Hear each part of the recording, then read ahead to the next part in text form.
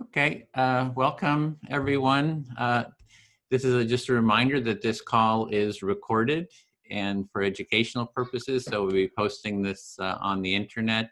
I'm Edwin Rutch from the XR Empathy Circle work group, and I'd like to welcome you to this 10 week. It's been a 10-week series on the XR principles, and we've gone through all 10 principles. Every week we've looked at one principle, gone in depth using the empathy circle process, and we're now moving into the XR demand. So we looked at XR demand number 1 last week. We're looking at exploring XR demand 2 this week, which is act now. Government must act now to halt biodiversity loss and reduce greenhouse gas emissions to net zero by 2025. And and then next week we'll be looking at demand number 3, and then we're going to have 2 weeks that we're going to look at should there be a demand 4, or should there be 4th demand. So we'll have 2 weeks to discuss that. That's been sort of a hot burning topic within XR and causing a lot of conflict. So we do want to explore that with using the empathy circle process. I just want to set the intention for this cafe. Our intention is to create a regenerative culture of empathy, which means that we want everyone to feel that they can authentically and openly express themselves and be heard and understood to their satisfaction, and for this to happen mutually. So we have mutual listening, so we're willing to listen to each other. And we use the empathic listening or active listening process to do that. So our outline for the meeting today is we're going to have just a short introduction of each person, just your name, location, and what XR group you're part of. We're then going to have a 10-minute presentation. We'll have a little intro to how to do the empathy circle process, and then we'll go into breakout rooms for about an hour and 45 minutes, and then we'll come back and sort of debrief about what we learned in the empathy circles. And so to begin with, we can just start with introductions. Just your name, like I said, so let me model that. Edwin Rutch from the San Francisco Bay Area, and I'm from the XR Empathy Circle work group. Bill, would you call on people, just model that too and call on people? Sure, I'd be happy to. Okay. Hi, I'm Bill Filler. I've been working with the Empathy Tent for about 2 years with Edwin, and also I'm part of the XR Empathy Tent work group. Again, I'm here in the San Francisco Bay Area. Michael, could you introduce yourself? Yeah, hi folks. Hi folks. My name is Michael. I'm from Cornwall in the UK, and the Farmer Penman Group in Cornwall. Great, thank you. April? Hi, I'm April. I'm currently locked into Scotland still, and I am part of the Guardianship and Visioning Circle in XR UK. Thank you. Great, thank you. Carolyn, could you introduce yourself? Yes, I'm Carolyn from Shoreham-under-Sea in Sussex, and I'm part of the Central Action Wellbeing team. Great, thanks, Carolyn. Welcome. Dean. Hi, I'm Dean from Plymouth in the Southwest. I'm part of Plymouth XR. Great. MJ. I'm MJ, pronouns he, him, his, calling from XR Netherlands. Great. Gail? I'm Gail, currently in Yorkshire, live in Stroud, part of XR UK. Great, thank you, Gail, sorry. The Holy Grail, okay. Sorry. Maureen O'Connor, thank you. Thank you. I'm Maureen from Ireland, XR, Kildare. Great, thanks, Maureen. Omer, if I'm pronouncing that right? Yeah, Omer. Okay. Originally from Israel, now living in the Netherlands. Yeah, part of several XR circles. Great, welcome. Prab, and again, correct my pronunciation if I'm wrong. Probably is okay. Okay. I'm from Leicester, UK, and yeah, I'm part of Leicester XR. Great, welcome. And I see a young man. I don't see your name there. As soon as you start speaking, I'll see it. So, could you introduce yourself? You have a white shirt. There, Delano. Thank you. Thanks. Sorry. Hey, I'm from XR Netherlands, Rotterdam, and pronouns are he, him. So that's it. Okay, thanks. And Katie. Hi, I'm from XR Tewkesbury in Gloucestershire in the UK. Nice to see you all. Great. Okay. And Sarah? I'm in the San Francisco Bay Area, and I have been engaging in the Empathy Circle work groups. I'm also with the Green Party. Thanks, Sarah. James? Hi, I'm James Green in New York in the US, and I organize the Joining Game, which is a place to join on what we have in common and play to integrate our differences. Okay. And finally, Edwin. Okay, thanks, Bill.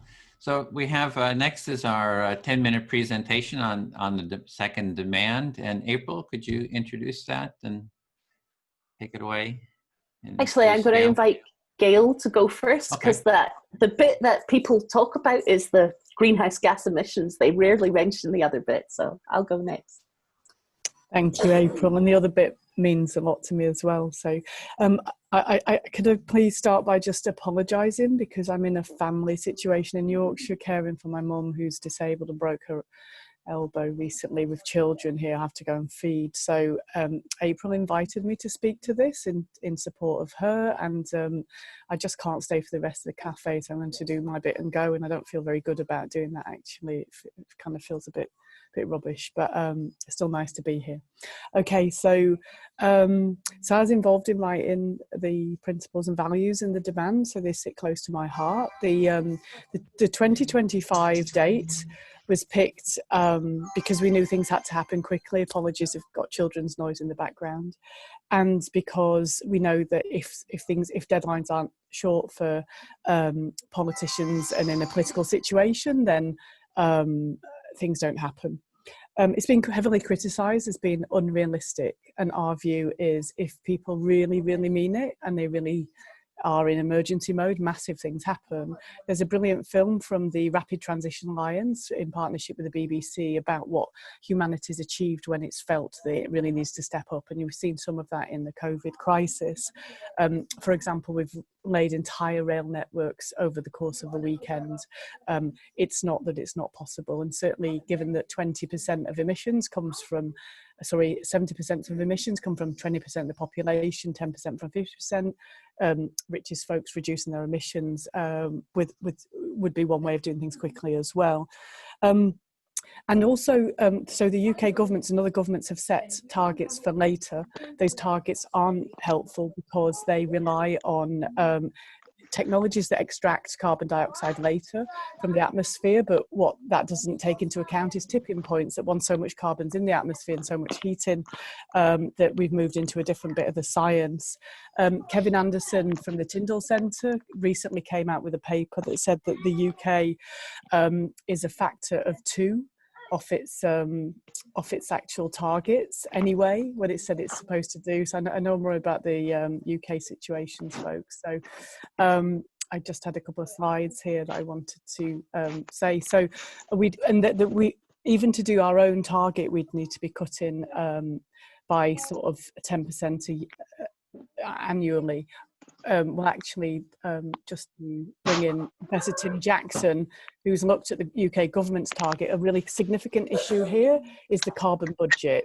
So it's not just about how long you take to go net zero, it's how much carbon you feel there's a child, if somebody could mute, would be helpful, but you know, it's nice to hear a child as well. It's how much carbon we feel we can put in the atmosphere, especially taking into account what we agreed in Paris, which was equity. Some of the, like the UK was the 5th biggest emitter historically.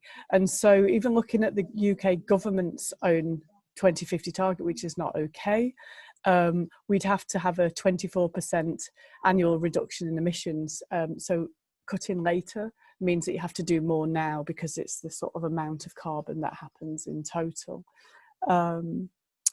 Well, we had really bad news very recently, which is that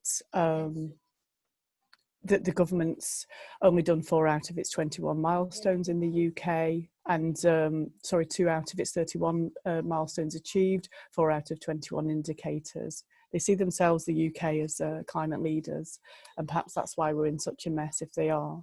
All so-called climate leaders are a factor of 2 out of cutting carbon emissions. And very recently, we've had 20 different leading climate research bodies, including the UK's Met Office, Hadley Centre, and the EU's Community Earth System model,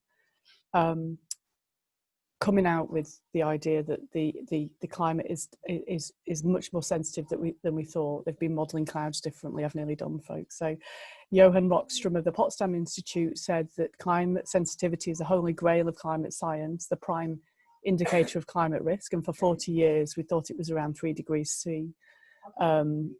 The response to the CO2 levels that we've said we can have with the budgets that we've allowed. Now we're suddenly starting to see big climate models on the best supercomputers showing things could be much worse than we thought. We're heading for 5 degrees C sooner. That's basically half the people in the world dying, according to Johan Rockström, and as much as 90% of species going extinct, and that all in my children's lifetime. So to conclude, we have to cut rapidly.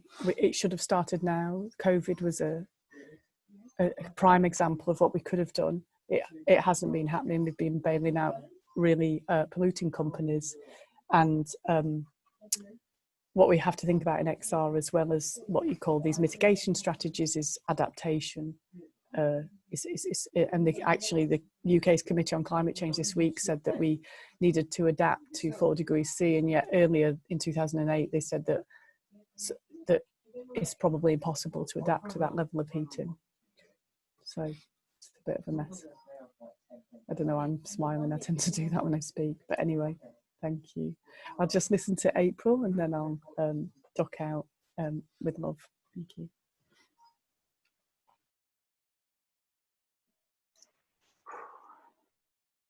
Wow. Sometimes I really need to take a breath after hearing the gravity of where we are.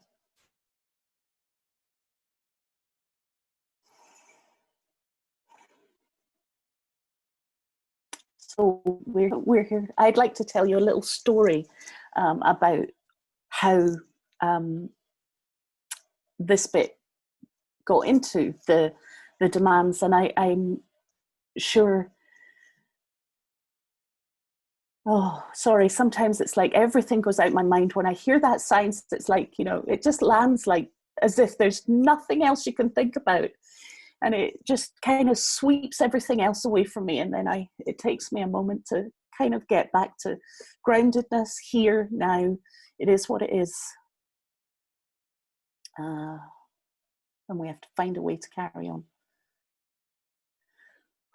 So I came into this movement really trying to hold a voice for the other than human, the kind of the voice of the kind of worldview that of all being, of interconnectedness, of interbeing worldview. Though I didn't really have the language to explain it then, and I've learned a lot on this journey. And when media and messaging were evolving these demands initially, it really only touched on carbon emissions, and they were looking for a way to put in something that talked about biodiversity. It needed to be in there, but how? And I was on the phone really to the person who was kind of deciding on what the demands would be, kind of giving the final word to it. And it was just one of these conversations. He was on the conversation to lots of other people, and kind of lots of, and you know, my how it landed in me was, we have to stop biodiversity loss. We have to halt biodiversity loss. And there was lots of kind of grumble about it. You know, it's not measurable. Yeah, it's measurable. We have to halt it. It's not possible. Well, neither, you know, there's lots of things that aren't possible. We're here for a new paradigm. Let's keep, so it was that kind of conversation of batting back and forth, that there was kind of trying to find another way of saying it. Yeah, I'll get that. And really, that's all there is. You know, it's halt biodiversity loss. We need to stop destroying what it is that sustains the planet. And I get all the kind of economic reasons, just the same as they're coming up right now after COVID, after lockdown. You know, hey, we must get the economy going. Really, you know, it's back to normal that got us here. So, you know, there's got to be, we're better than that. There's got to be something else. And that halt biodiversity loss, you know, we really need to reassess what it is that we are doing in destroying what it is that will sustain us. So that was how it got there. You know, I stayed on the phone 7 hours into the wee small hours and just kept speaking up for it. What I didn't know then, of course, was the sort of media and messaging bit about what comes last is the bit that everybody remembers, and I battled to get it first. No, it's really important. We've got to have halt biodiversity first. And now what I realize is the only bit anybody ever remembers is lower carbon emissions. That's the bit that everybody talks about. And I was even on a call today with XR US, and they talked about the second demand and just miss out that bit, halt biodiversity loss. It's as if we just can't do it. We won't even mention it. And it's like, you know, this is the bit. It sadly gets missed a lot of the time. And for me, it's absolutely crucial. We must preserve what has preserved us and will. Thank you.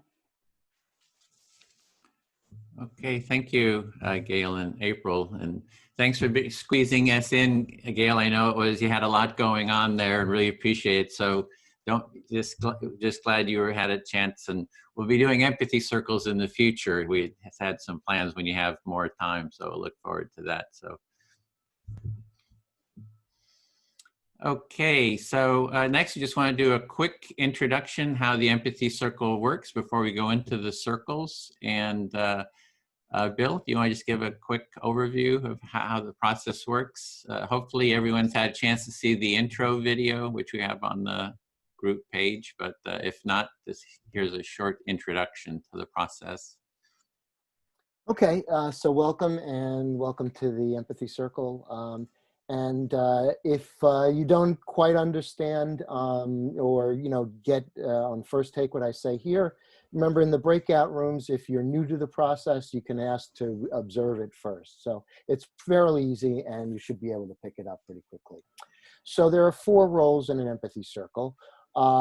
There's the speaker, and the speaker can speak about this topic or whatever's foremost on their mind. They get to speak for a certain amount of time. Usually, I think we're going to go for 5 minutes. That's usually it, 5 minutes.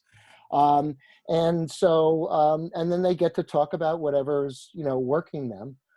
It's a good idea as a speaker to pause frequently, so that if you can let your reflector or active listener, which I'll get to next, reflect it. The active listener reflects what they hear from the speaker without asking questions, without giving opinions, even support necessarily, just trying to feel in to the experience and the things that the speaker is saying. So you might have a question, you might have something. I know it feels sometimes uncomfortable at first, but if you just hold that when you're a speaker, then you can ask your questions or do whatever and say whatever you want. The third role is are the passive listeners, and you basically are sitting there politely and kind of watching what's going on and kind of monitoring the conversation. It may spark something for you as you go on. It is that synergy which makes empathy circles so special a lot of times, that people are, you know, engaged. And then the fourth role is the facilitator, and and we are endowed with timers. Just remember, when you hear a timer, it's not, you know, you don't have to stop in mid-sentence. Finish up your, you know, your last thought, kind of summarize it, get a last reflection, then we'll move on.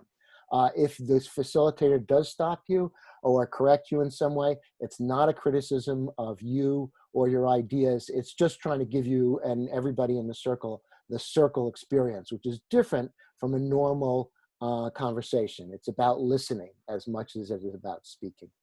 Okay, Edwin? Okay, yeah, thanks. So we'll have about an hour and a half in the circle itself. We'll go for 5 minutes. The topic is about the XR demand number 2. Just any thoughts you have about that? Any insights or questions or comments? Or also, you can always talk about whatever's alive for you, meaning if there's something else going on about XR or any other topic, you can talk about that. We have 3 groups. Number 1, I'll facilitate. Number 2, Dean. And Katie, are you up for facilitate? I used to hear Katie. Do I see there? Are you up for facilitating? Yes, and then you'll be with Bill, and then breakout room 2, Dean, and then James, you're in that group if you can kind of just be extra support if he needs any help, if you're willing to. Okay, then we're ready to go. And we're going for an hour. How long are we going for? An hour? Yeah, we're going for the full hour and a half, and then we'll have a debrief after that. Okay, so here we go into the rooms, and see you there.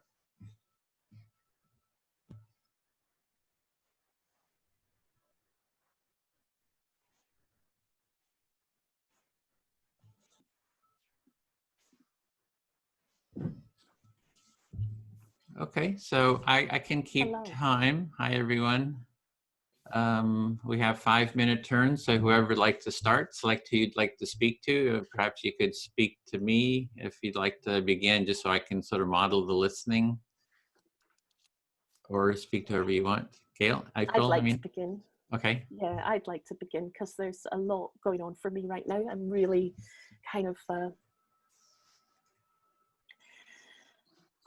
I'm even slightly disappointed in my introduction because I've been thinking about the demands a lot recently, because obviously, you know, there's a lot going on about demands, and I've been looking at the demands. And today I just went on the page, the XR UK page about the demands, and I discovered there's no extension kind of our thinking of these demands. There's just the small bit, act now, and then one sentence, and that's all people have to go on the demands. We wrote pages and pages of explaining why these were important to us, and that isn't there. And I'm kind of, it's a bit of a shock, though it shouldn't be. Okay, so I'm hearing there's a lot going on for you, and you've done a lot of work on the demands and had written pages and pages on it. And when you look at the website, XR website, there's nothing there. It's just you know, one sentence, and sounds like you're a bit shocked or maybe even disappointed. Yeah, and to be clear, I didn't write it, but it was written collaboratively, and I fed into it. Yeah, there's a lot going on for you. It sounds like very emotionally too. What I'm beginning to realize is that these demands need a complete readdress.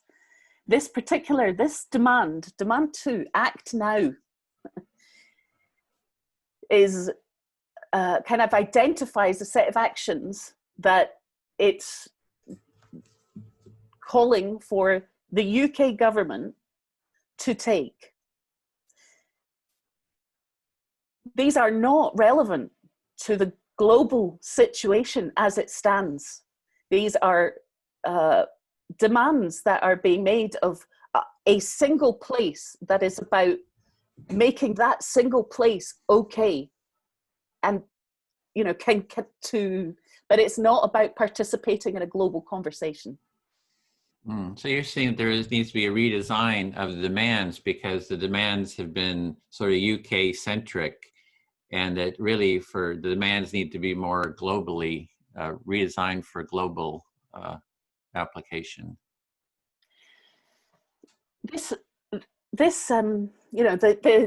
explosion of this movement was not anticipated, and how this was written was a kind of, a courting of something, and the response was beyond our expectations.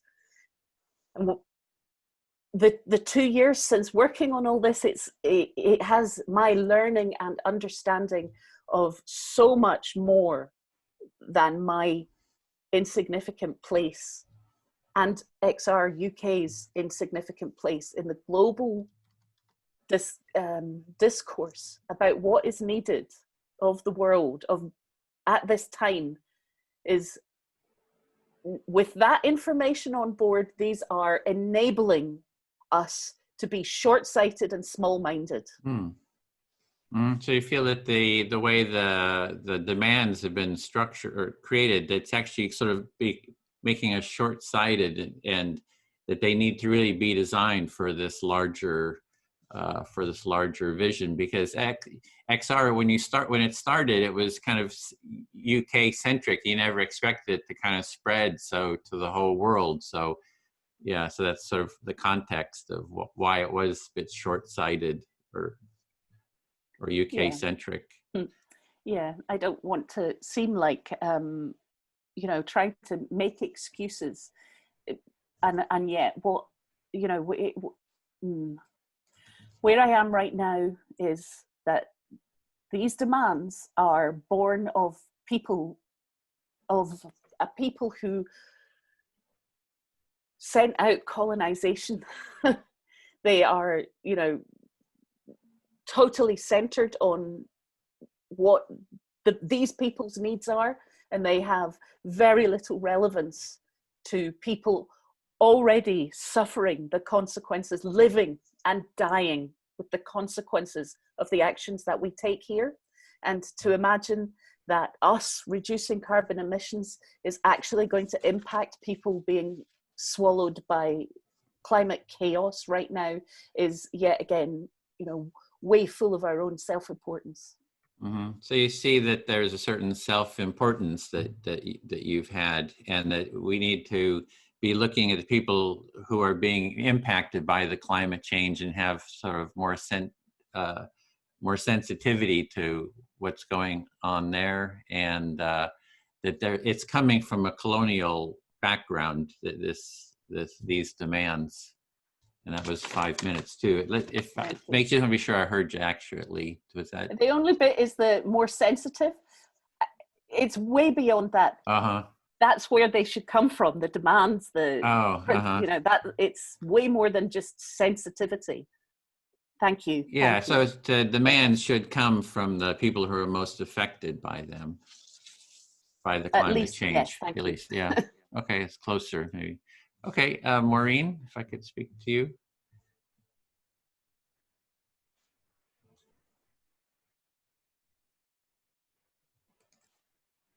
Yes.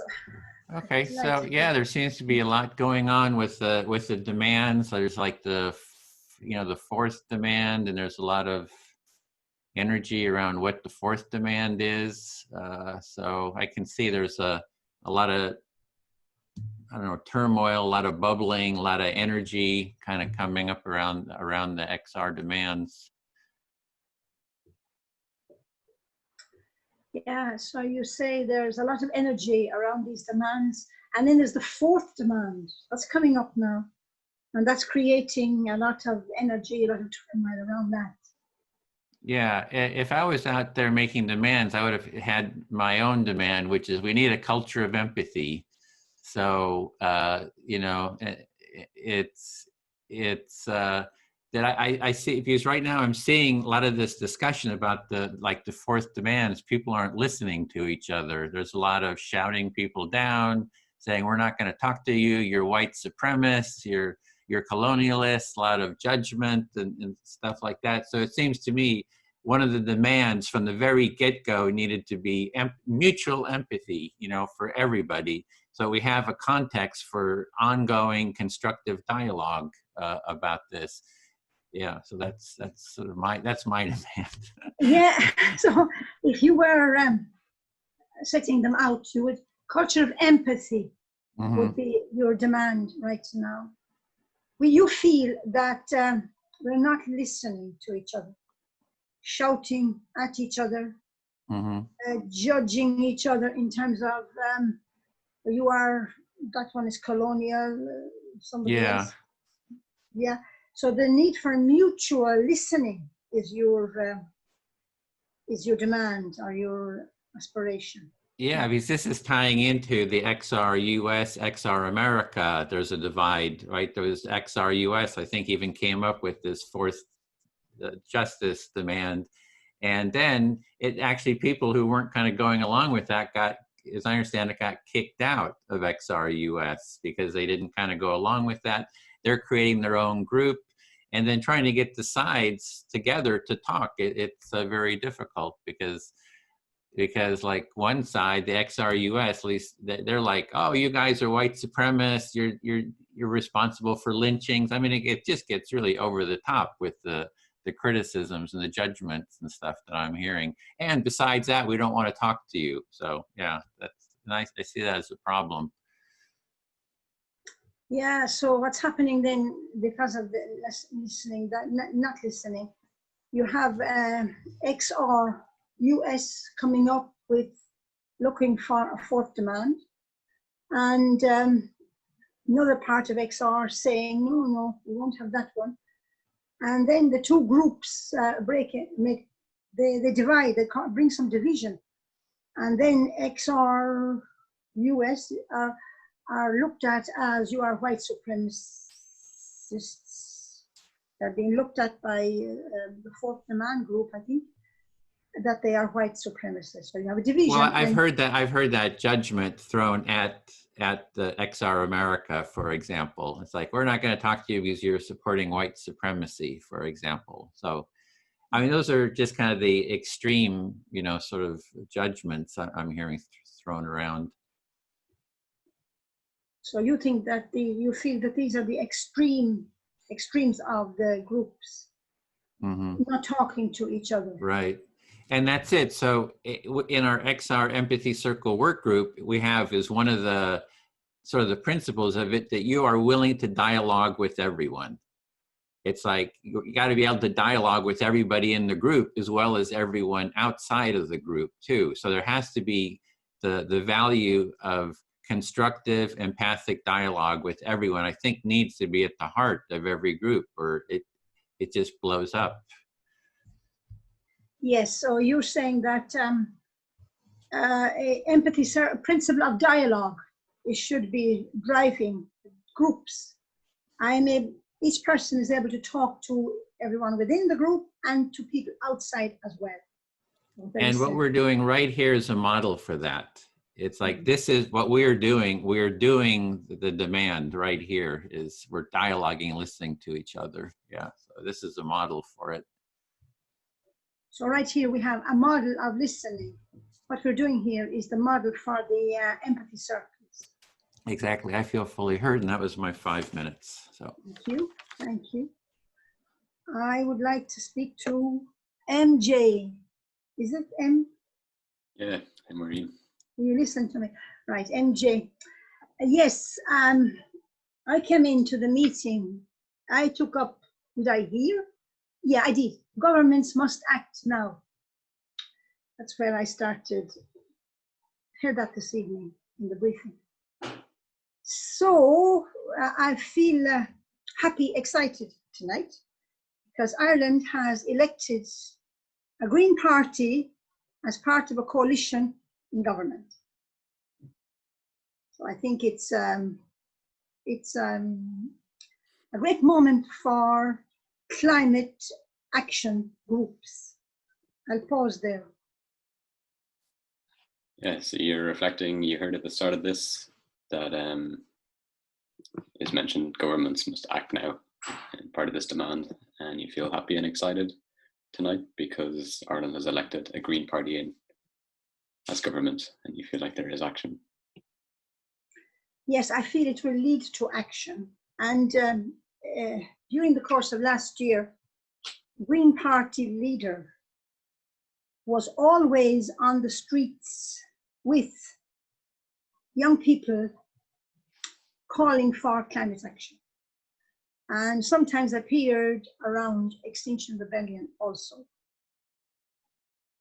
Pause there. You feel it would lead to action, this government, and you recognize that the Green Party leader has been on the streets himself in the past, particularly with young people and even XR. Yes. And I was struck by the speaker before me, who talked about the global aspect of Extinction Rebellion being missing. Because I know my posters, when we went on actions in Ireland, all our posters were talking about Ireland. And we were not at all aware of the actions in Ireland, how they actually linked up with what was happening in other parts of the world. They just didn't they didn't indicate how our direct, yeah, I pause there. Yeah, so you're reminiscing about how posters in climate groups like XR, they in the past have only focused on Ireland and how it affects Ireland. And you think it's important to have the global mindset where we think about how our actions in Ireland do affect the people. And we've had discussions in Extinction Rebellion Ireland about almost like about class, that we are a particular class of people ourselves. We don't have people of color. We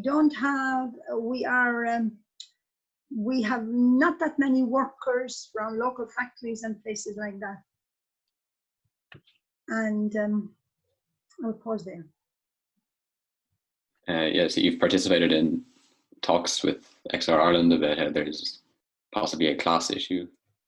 So at the moment, it seems to be singular class without having many people of color or other cultural backgrounds represented. Yes. And I have a fear now that we are going out of COVID and we are going back to business as usual, bailing out corporations. Pause there. And you have a fear at the moment that post-COVID, we're going back to business as usual. Thank you. I feel heard. Thanks, Maureen. Delano, would you like to listen? Yes, MJ, I will listen. Try my best.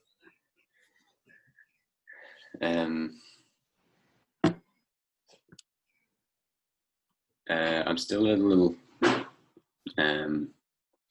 shocked by the words Gail shared. I think it's fair we all were a little bit shook. April, so you weren't alone and having to take a minute to breathe. Yeah, but I think it's good we are hearing those words. I'll pause. Yes, so MJ, you were quite shocked by the words of Gail in the beginning, as I understood. And you also let April know that like she's not alone. I think we all feel the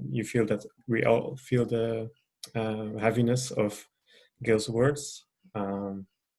Yeah, and that you shared it. Yeah. I also agree with people's words on how these demands might be sourcing from the wrong place, and that perhaps we should be acting on the words of particularly Indigenous females, I think, as they seem to really take the brunt of climate chaos. Yeah, so that's something I'm interested in. That said, I think the words "act now" are very important, and I'm very proud to be part of a movement that prioritizes that.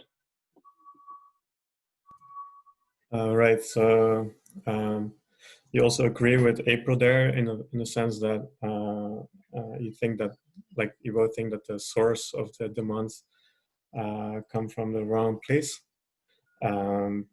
It's basically the indigenous people that are affected most by the climate issues, which means that you also are interested in this topic the most, and you find it interesting that like the Act Now part of XR is there because it makes you, well, does it make you feel proud that that's part of XR? Yes. Okay.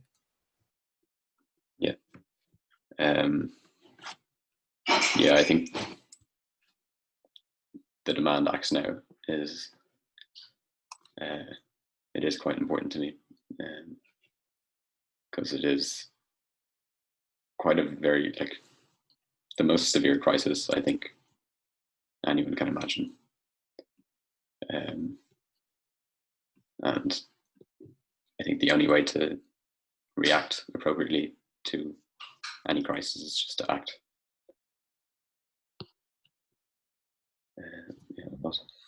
Yeah. So yeah, like the Act Now part is so important because it's such a severe crisis, and you think that this is the most important thing to act upon now. Yeah, basically. Yeah, but it does. I do recognize it goes deeper than that too.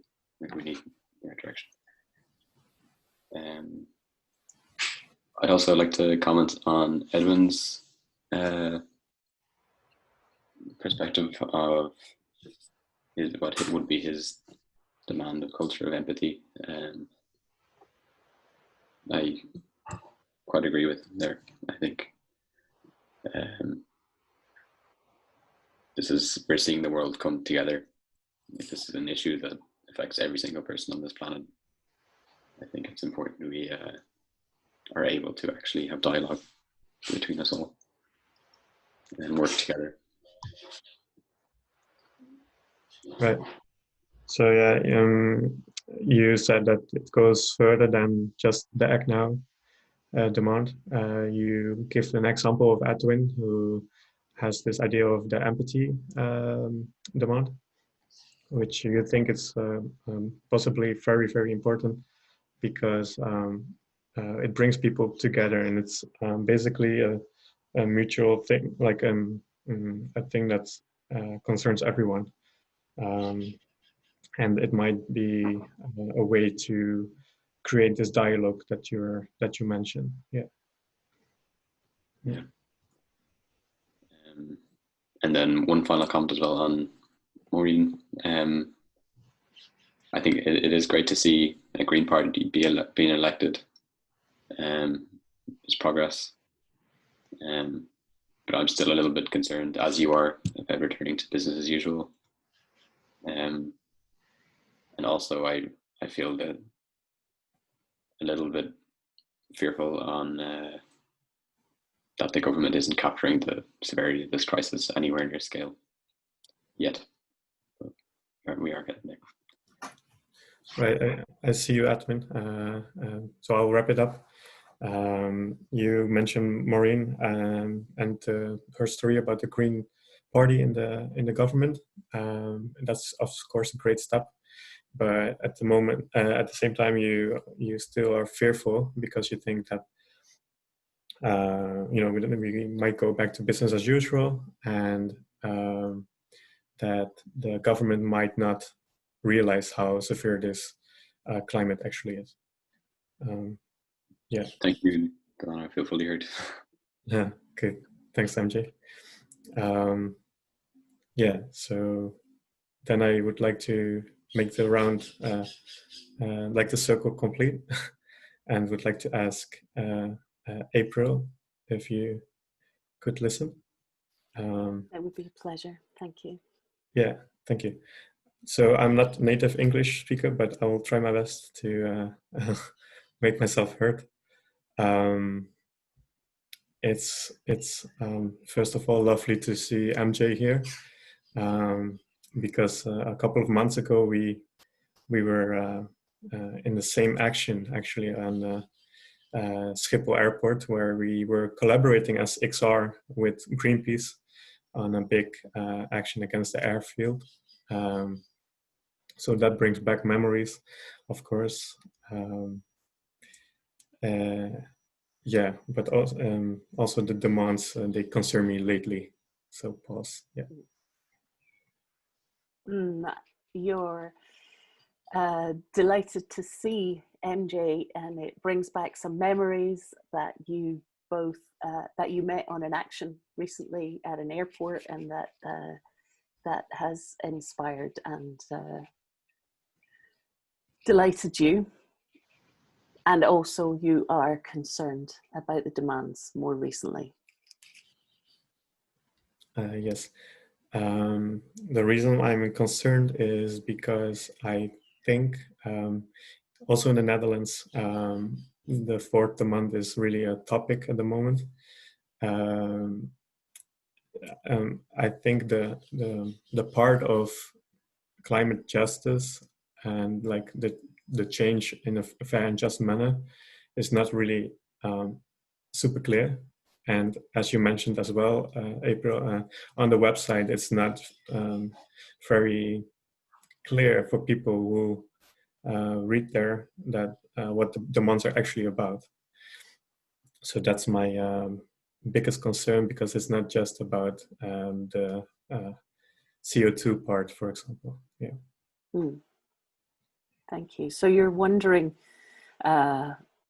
more. You're hearing a lot about the fourth demand and social justice and how these are linked up, and you're not sure that there's enough clarity about that's coming out from XR that helps you make an informed decision about this. Right. Yeah, so the fourth demand is not existing here yet. Although I do think the social part of, like what MJ also mentioned, the indigenous people, more like a global view is super important. But also the part of biodiversity, for example, should not be forgotten. Maybe even stronger so, I think it should be it should have a more prominent role in the demands. Yeah, and yeah, let's pause for a bit. Yeah. I hear you recognize the importance of Indigenous voices and of social justice, and not really knowing how it connects up, but also not wanting to lose that voice that says biodiversity, talks about biodiversity importance. Right, thank you, April. And then one other thing is that the city where I'm from, which is Rotterdam, is quite conservative. So I also see possibilities of the demands, in the sense that because they are so broad, we are able on local level to frame it around our city specifically. So even though I'd like them to be more detailed, I also see the positive side of it, which means that the Rotterdam people could be reached more easily, because otherwise I feel like if you go too much into depth, they might say, oh, but these things that are happening don't concern us anyways, because it's people in a different part of the world that are affected, and that's not us. You know, it's quite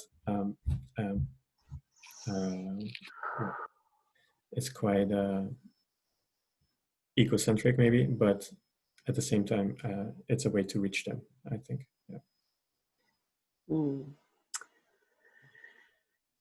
So there's an appreciation that the broad spread, the kind of lack of detail, you feel allows XR to kind of localize the demands, to center them more locally, because you can kind of unfold things about the local area under this just very broad umbrella, and that were it to be more detailed, that you maybe wouldn't be able to appeal to local people because it would be about people elsewhere.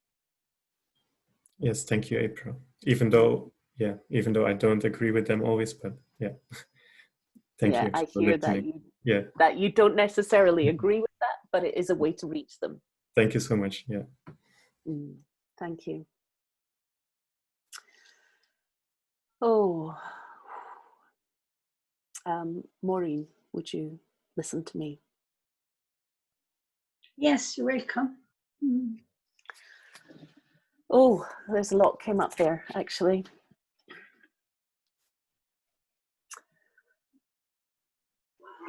I have,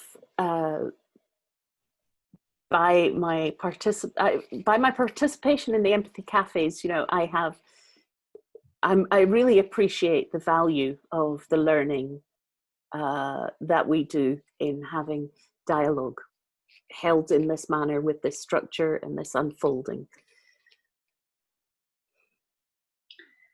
Yes, so there's a lot here, and you do appreciate the learning that has been happening for you in the empathy cafes. And yeah, that's lovely. Yeah, thank you. But I don't want to ignore the fact that there are people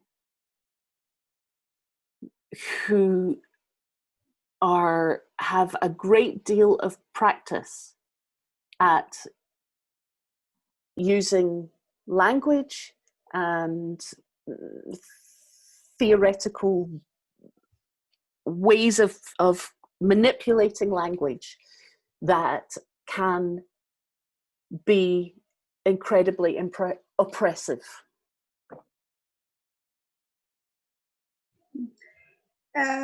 So while you do appreciate cafes, you do not want to ignore the fact that there are many people who have a lot of practice with language, and they are somehow managing to manipulate that language in ways which Yeah, maybe I wasn't quite clear. Do what? Yeah. Thanks. Yeah, I wasn't very clear there. So, but yeah, so it's not. I guess it's like it's kind of a way of working with language that can have the effects of shutting people down in all kinds of subtle ways. We read about this in kind of things like gaslighting, or, you know, we all know people who have the effect of shutting us down or triggering us or making us feel unheard and unable to be ourselves, to talk freely. So what I'm hearing is that you certainly don't want to, it's people who are able to manipulate language so that other people feel shut down or unheard. And things like the word you used, gaslighting.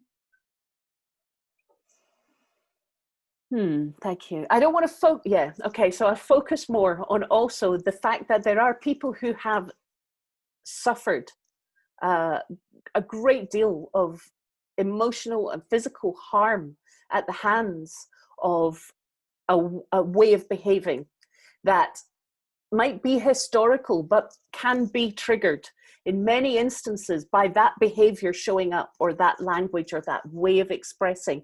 And so while it might not be in the room at that moment, directed at them, it can be triggered. The historical remembrance of emotional harm can come to the fore and be really debilitating. Yes. So you are aware that there are people who actually have suffered a lot. And then when this language, when they hear this language, it activates in them a kind of a historical memory. And that, which may not be in the room at that particular moment, but it does activate the historical memory. And then that leaves them uncomfortable. Yep. Oh, excuse me. Oh, don't lose my notes. Okay. That was the time too, so. Damn. Oh, It'll come around so again. Short. No, it's 5 minutes, like. Yeah, okay, thank timer. You. Do you feel heard? Yeah, thank you, Maureen. Yeah, thanks, I appreciate that. This time I will talk to Edwin. Mm-hmm. Listening. Mind. So I wanted to, something was on my mind as I came here today. It's got to do with the empathy circle.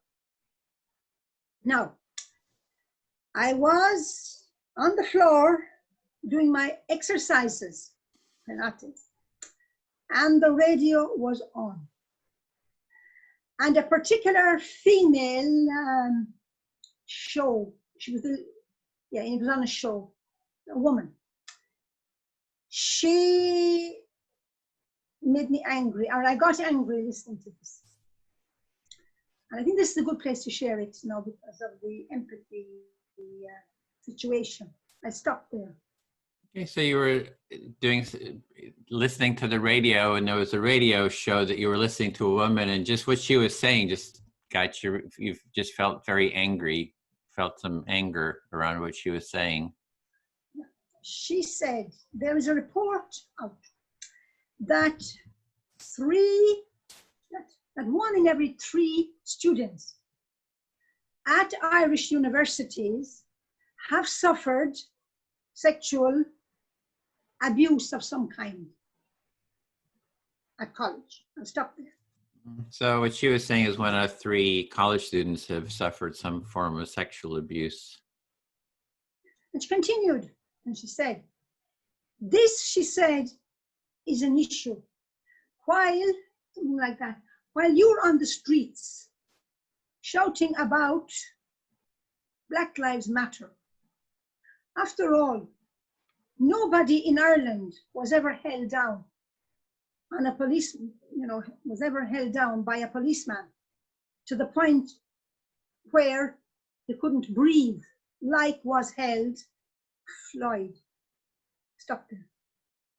So she was saying, there's sexual harassment, abuse in college is a real issue, and that she was sort of dismissing the Black Lives Matter, saying that that hasn't really happened. That hasn't happened in Ireland. That someone's been held down, and that same thing that happened here in the United States. And so she was sort of dismissing this as that whole as being an issue. So I wanted then to react to her.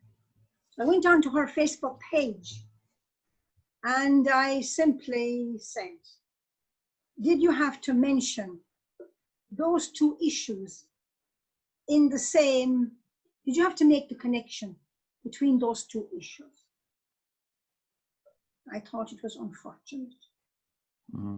Yeah, so you actually reached out to her and just asked her if she really thought she needed to make that connection, and you just found that a very unfortunate connection, those 2 issues. Yes, and that links me then with what this circle is about. how to listen to people's anger. In that, I did one of the circles a couple of weeks ago on empowerment and anger. That one, it was very interesting, in fact.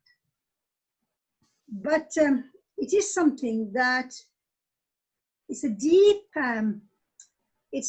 psychological counseling thing, and I think we probably hit the tip of the iceberg in these circles which we have. I'll stop there. Mm-hmm. So you're really wondering, how do you listen to anger? And you'd actually done like a workshop around anger. And you, if you're saying the tip of the iceberg, is it it's that the empathy circle is just hitting the tip of the iceberg of the anger? Yeah. There's a lot more anger there than we. There is more anger there, and I think Extinction Rebellion people need to be angry somewhere about the issues. And maybe in our circles, often we're getting a lot of nice words, but maybe sometimes we don't actually grapple with the anger which this is generating in us. Oh, so in the empathy circles, we're just hearing nice words and we're not getting the full anger. People aren't really expressing the anger. And it sounds like you even feel that we need to be more angry to get something done, maybe. And that was 5 minutes, so yeah. I feel heard, thank you. Okay. Let's see, can I speak to Delano? Can I speak to you?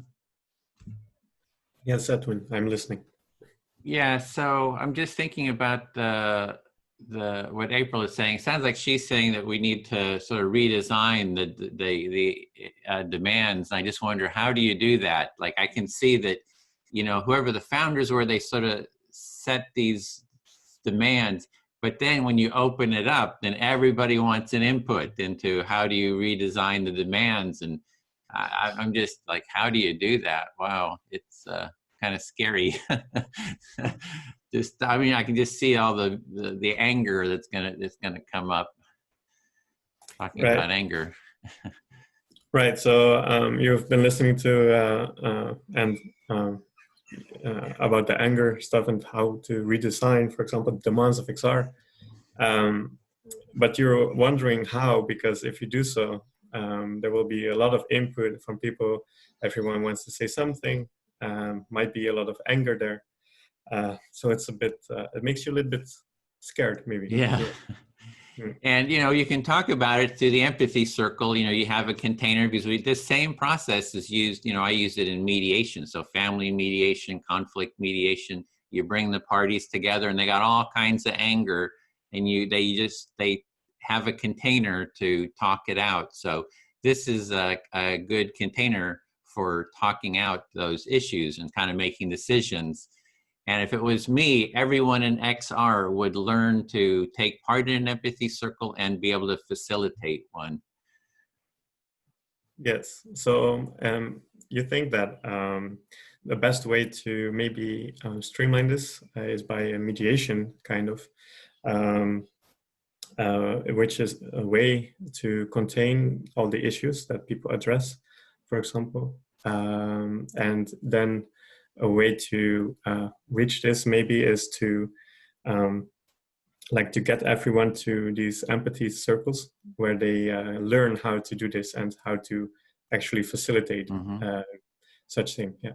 Yeah, and what Maureen is saying, I have a little concern about, hey, let's all just get angry, because the problem with that is if you've seen any conflict, there's an escalation of anger, right? It's like, you think you're going to get angry, the other side is going to get just as angry, and they're going to get even more angry, and then you're going to get angry, and like nothing's going to get done, you know? And if you intimidate people through anger, they have resentments, and those resentments live on a long time. Yes. So what you're saying, like Maureen mentioned, the anger that people can share. But do you think there is a problem with it because anger might escalate?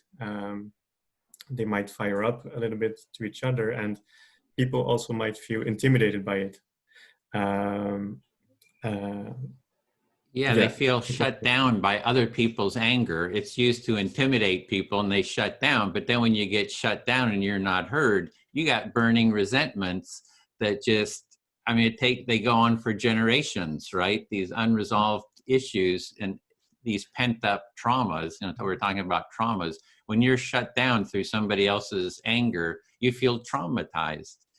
You know, and those traumas, they want them to be vented, and then they want revenge and all that kind of stuff. So, you know, it's kind of like, well, we already have that model in the world, you know. It's so, yeah.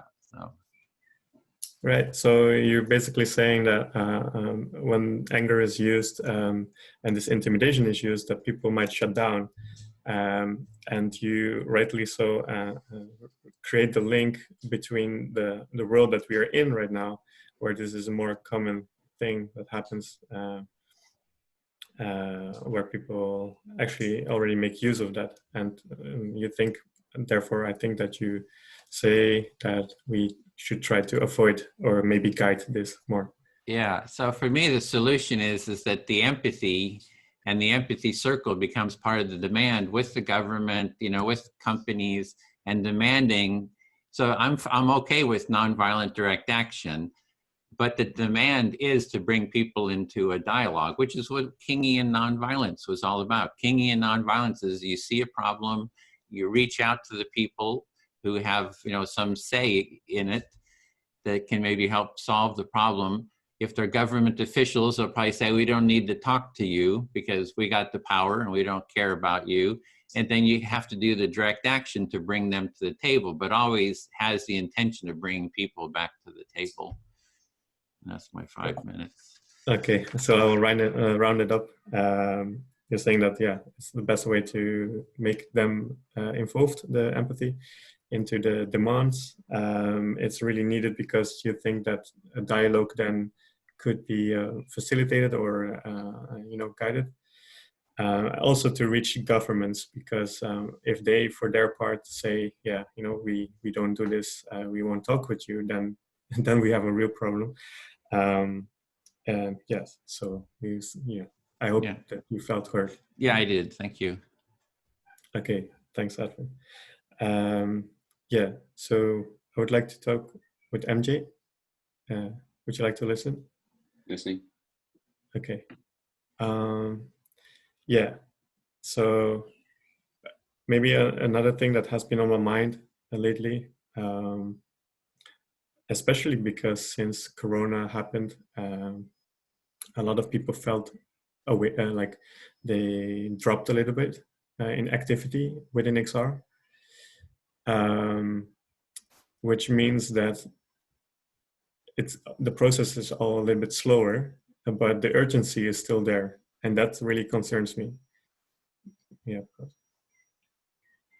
So I hear you've noticed since Corona happened, people have become less active, and you're concerned about kind of the momentum of lesser activity in the group, yet the emergency is still growing. Right. So what I've seen lately is some articles that say, we only have 6 months left to you know, to make something, to make this transition more present, because after the 6 months, the emissions will rise up to the same level again. And this was said by a conservative energy party that usually benefits from oil and gas, which was for me even more of a thing, like a realization that even if they see it, then yeah. So you recently read an article from an energy group that are usually very conservative, stating that there's 6 months left for 6 months left for a transition before we reach previous emission levels. Is that right? Yeah, that's correct. Yeah, I also see what this does to the group, and that was not my intention. But it does make me feel really motivated to keep going and to to try my best to actually get things done here on a local level in Rotterdam, but also to be involved with the national level of the Netherlands. It's sometimes it's quite hard, and because there's so much responsibilities, I do sometimes feel overwhelmed a little bit by the workload and stuff. Yeah. So you see what this news does to people, but it's making you more motivated to act locally and also on the national level, and keep working towards it. And sometimes it does get overwhelming, the workload. Yeah, correct, man. What I do look forward to, though, is that we have an action next week again, which is like for me very motivating to get people back on the streets again, because that was really, not present the last months. And I really think that it activates people again, so that gives me some hope. And since I'm part of integration, I do think that once there's new people again, we can talk about the demands more and get them, to also think about how, because new energy means new insights also in how they see the demands. Yeah. You mentioned there's an action coming up for you next week, which you're excited about, and looking forward. You're kind of more hopeful now that people are back on the streets and acting.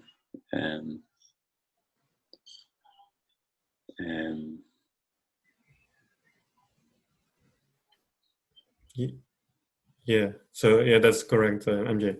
It was a bit long, maybe from my side, but yeah, because I'm part of integration, I really like to get people involved, and also new energy, because we should not forget that new energy is always welcome, and sometimes even needed, because sometimes we get a little bit stuck, I feel, in thinking patterns, and it's good to try to move forward all the time. Yeah. And so you're involved in the integration side, and you think the new energy sector is very important and could do with the rethinking, and you think people joining might be able to give new perspectives on it. Yes, thank you, MJ. I feel heard. Thank you. Yeah.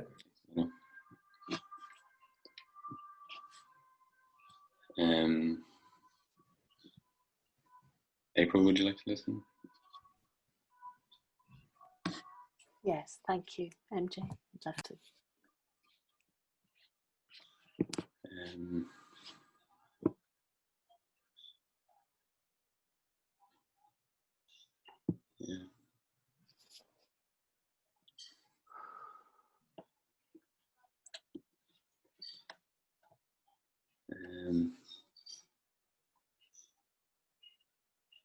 Yeah, I think thinking about it on this level does kind of overwhelm me a little bit.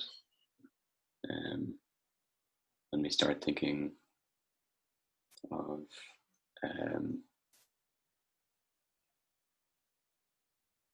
acting now, and then I mentioned in my last share that I think it's just important to act now. That's what you do in a crisis. But I think there is value in slowing down and paying attention to what we are doing. That makes sense. Thank you. I heard you take a really considered think about your while you really like the idea of acting now, when you get present to the overwhelm that you feel in yourself, when you get really present to the truths, then it does you well to have a pause and take a considered approach to how to act now. Yeah.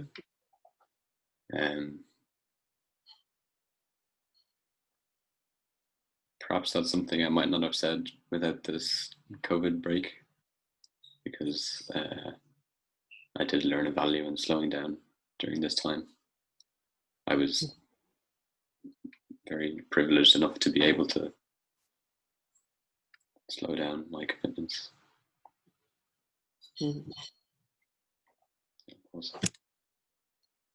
I hear that the pause that that COVID has forced us all to take, that you are appreciating some of what that has given you, as well as acknowledgement of the privilege that's allowed you to pause.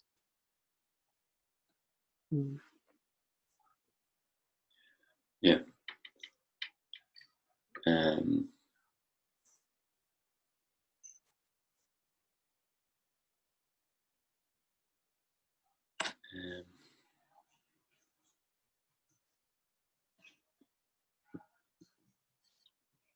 I also was thinking maybe like stopping some things can be a form of action as well. Like acting now doesn't always mean doing something new or like adding something new. It's perhaps there's another side to it where we should just focus on slowing down a bit too. I hear that in that consideration, it's now occurring to you that maybe act now doesn't have to be adding layers to it, but it could be, what do you give up in that action? Yeah.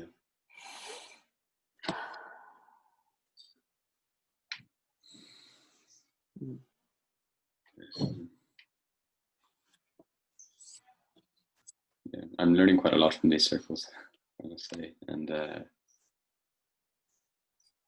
I think being able to slow down and maybe listen to people outside of my circle, maybe making quite a more active effort towards that. Could be beneficial, and that might come in the form. For me, I use Instagram a lot, so I can just. I've been using like following hashtag Indigenous voices and such. Maybe more things like that might be helpful.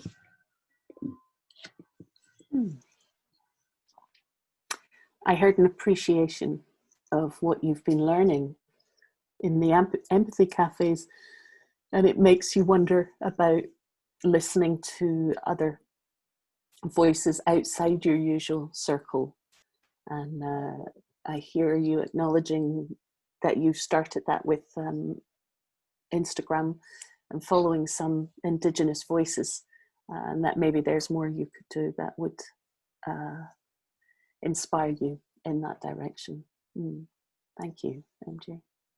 Thanks for your patience and listening. Go ahead. Thank you. I like to circulate the listening so that it's not always the same person. And so I'm kind of going to fire it back at you, Delano. Would you be willing to listen? Yes, I will. Thank you.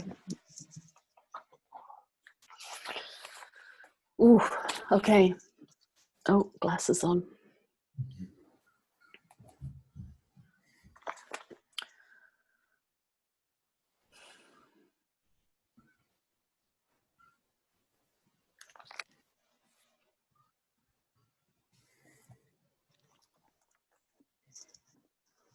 Oh, Oh, there's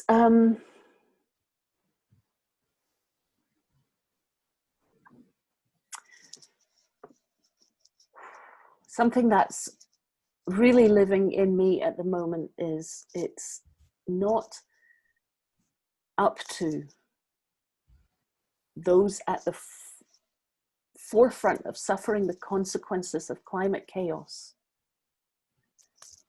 to educate us about their suffering at the edges of climate chaos. There's something about our responsibility to do that. And last week I talked about demand 1, missing out the links between climate breakdown and social justice. I'll stop there. Right. So you mentioned that something that's really living inside you at the moment is that you feel like we have to listen to those people who are in the front of the climate chaos. And you also mentioned that last week in the circle when the first month was discussed, and you thought that this is really missing from the first demand. Yes. Our message, the XR UK message, when it first evolved around this kind of emergency messaging about the climate and our kind of response to that, the Act Now, was only based on truths about climate. We didn't take that opportunity to link up climate chaos with social justice, climate justice with social justice. They were not. I have much remorse and sadness that I didn't know enough to know that those were so intrinsically linked. Yes. So what you found out is that once the demand of Act Now was created, which was basically all about the truth of the first demand, you noticed that the link of climate justice and social justice was not really there. And the more you learned about it and the more you heard about it, the more you realized basically that that the link between those two is so super strong, and that actually made you, there was sadness in you, and yeah. So if we could be more inclusive in demand 1 of the truths that link them, then demand 2, Act Now, where we get the response to what those actions are, for me, could be in a council of guardians made up of people on the front line suffering the consequences of climate chaos right now. Right. So for you, what would help is if the first demand would include more the fact that those people who are suffering at the moment in the front line of climate chaos would be heard. So basically, that the first demand describes it way better. So that it's more fair for them and also more clear for us here, and what actually is part of the truth, basically. Yeah. The problem is, part of that truth is, and COVID has made this very, very clear, part of that truth is that they are battling every single day to survive to the next day. They are literally, their energy is devoted to how do you get through day to day. Governments have abandoned people in the global majority. There is no healthcare. There's no, people are suffering some horrendous consequences just of COVID itself. And that, okay, I'm out of time again. I'll stop. You can finish, I think, your thought. Yeah. So, summing up, it's asking too much to say, you come up with what we've got to do. We've got to educate ourselves into how this all links up and make this, link it up globally. It's not up to the people dying to make the links. We have the privilege of sitting in our houses, surrounded by our comforts. We've got to work out what to do globally, not just for our homes, but for the world. That's the paradigm shift that we talk about. It's not about making it okay just for our house. Sorry. No. Please don't be sorry, April. I hear you. You're basically, you're basically saying that, part of the truth. The people, they are trying to survive, basically, and the governments are failing them, basically.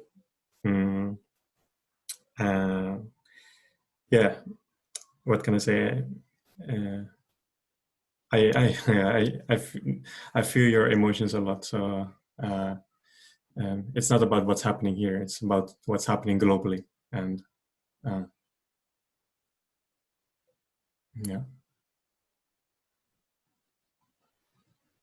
Yeah, thank you so much. I hear Will. I feel heard. Thanks. Mm-hmm. Okay, thank you, April. Yeah.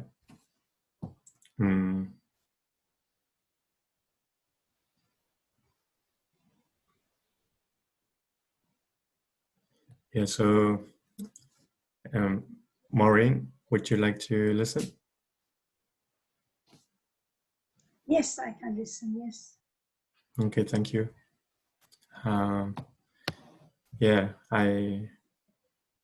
It's my first time in an empathy circle.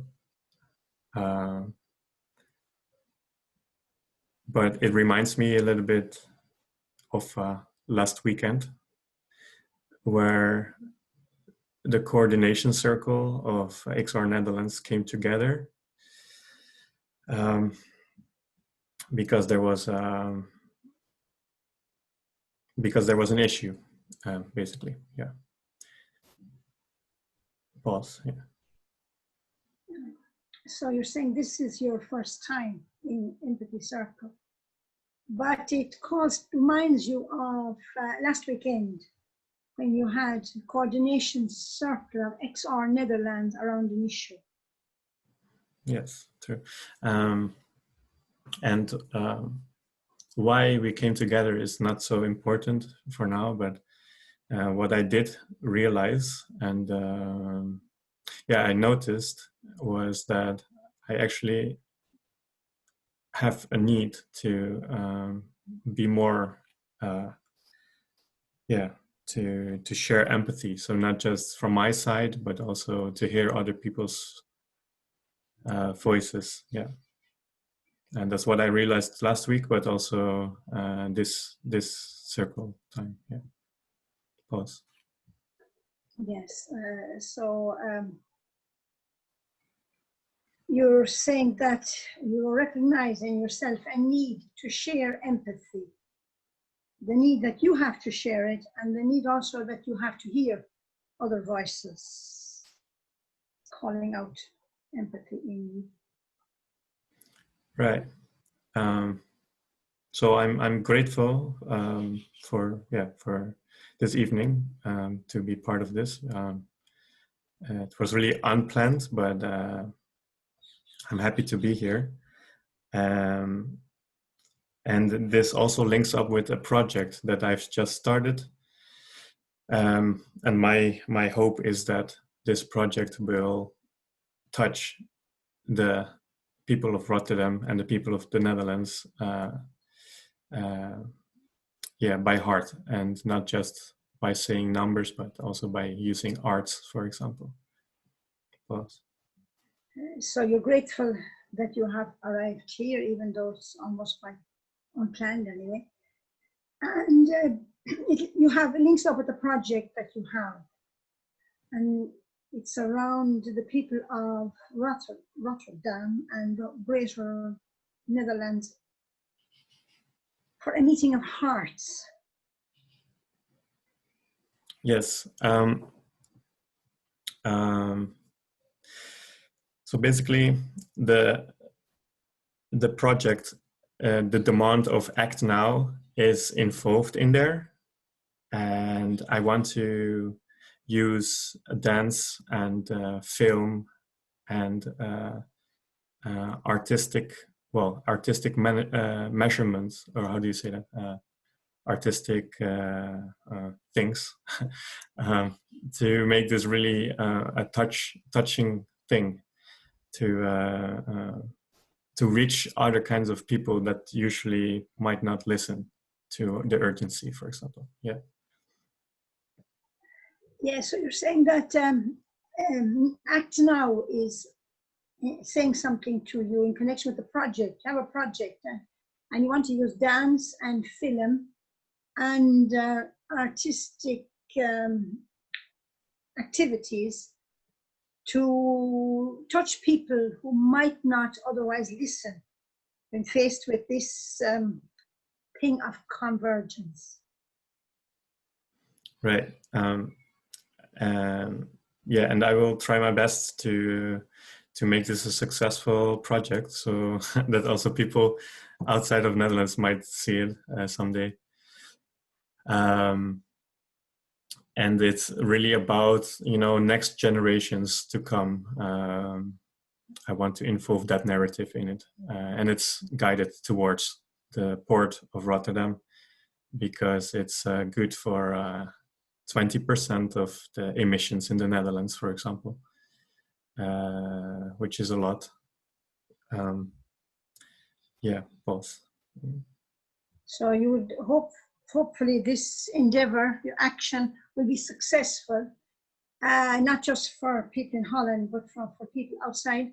And it has also intergenerational value because the port of Rotterdam is emitting 20% of all the emissions of the Netherlands. Yes, thank you, Maureen. I feel fully heard. Yeah. Thank you. Thank you. I'll talk to MJ if you don't mind. Yes, I'd love to.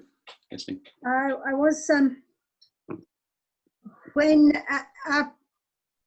April was talking there, I was calling to mind a story.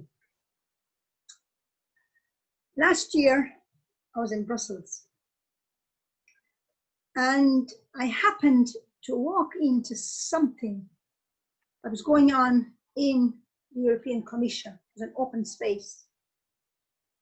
I paused there. So while April was talking, you thought of a story. It was in Brussels at an EU Commission talk. Yeah. And while the talk was going on, there was an activity on the street, which was a cow, big statue of a cow. And there were two tables. They were both making pancakes on both tables. I'll pause there. So while the talk was happening, there was activity on the street. There was a big statue of a cow, and on both tables on the street, the people were making pancakes. Yeah. Now, one group of pancakes were very nice, and I could have eaten them, and I shared a bite. Another group of pancakes fell apart. It had no elasticity in it. Stop there. So on one of the tables, you had the pancake, it was very delicious, and you even shared a bite. And then on the other table, the pancake broke apart. There was no elasticity in it. And inside in the talk, it was more like a discussion between European farmers and African women who had come over from West Africa, brought over by an NGO to face down some European farmers. I stopped there. So inside in the talk, there was discussion of European farmers, I guess, conversing with West African farmers. Is this correct? And there was a woman sponsored by an NGO representing a West African farming. Yeah, NGO had brought over West African farmers who were women. And they were actually pleading with the European Union to stop exporting milk to West Africa. So there are mainly women farmers, and the NGO paid for her to go over. And she was asking the European exporters to stop exporting milk. Saying that the milk was getting treated with palm oil and was put on the supermarket shelves in West Africa. So the milk was being treated with palm oil and exported to West Africa. And so the pancake was falling apart. So the pancake was falling apart. So from the point of view of being touched, it was touching to see some of the poorest people in the world asking European farmers to keep your milk at home. And I stopped there. So it was very touching to see West African farmers asking European farmers to keep their milk at home. And from the point of view of myself, I had seen in Ireland too many cows sinking in our fields, which cannot support all those cows. And from your personal perspective, you've seen in Ireland cows sinking in fields as they're grazing on fields that cannot support them. Yes. So it was bringing out to me that we are destroying our own environment and we're destroying the livelihoods of other people around the world. So it became apparent that not only are we destroying our own environment, but also the environment of people around the world. And I was touched by that. And it touched you quite a lot. Thank you very much. I feel heard. Thank you, Maureen. Thank you for sharing. April, would you like to listen? Yeah, thank you, MJ. I'd love to. So I kind of recognize that you would like more time to speak, so I'm going to try to test the boundaries of this circle and donate the rest of my time to you.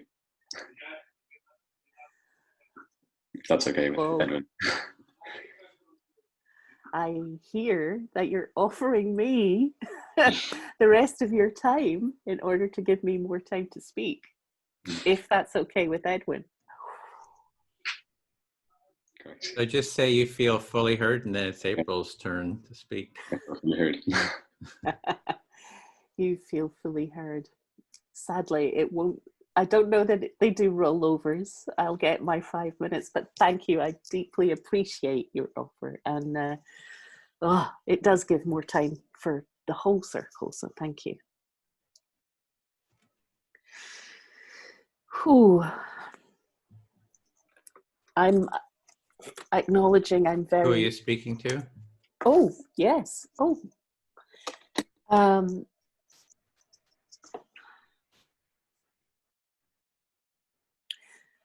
I might speak to you, Edwin, if that's okay. Listening. Mm-hmm.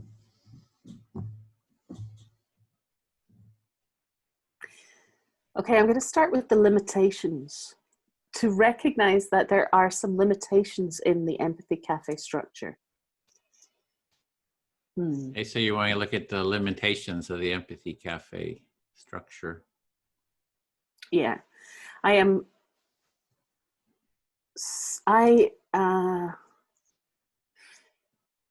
for me, it's something people have to choose to come to. It cannot be something that you have to do in order to get to a point. I'll stop there. So one aspect of it is that it's voluntary, and that and something about a point that to get to a point. You have to be able to volunteer. You have to volunteer for the cafe. For instance, if it were a condition, thank you. If it were a condition of being an XR working group or something that you had to do empathy cafes, or then that would mean that people would bring with them an agenda to get through or to get done within this structure. And for me, that wouldn't work. Mm-hmm. So if you're in an XR group, you have some things you need to do, that this structure wouldn't work for that. No. Oh, no. Sorry, what I was meaning was, if it was made a condition of being in an XR working group, that you had to go through the process of empathy cafes, that would affect the content that comes up and the way it's presented. Oh, so if it was a requirement that you take part in an empathy circle, that it would affect the kind of the quality of what arises in the empathy circle. Yes.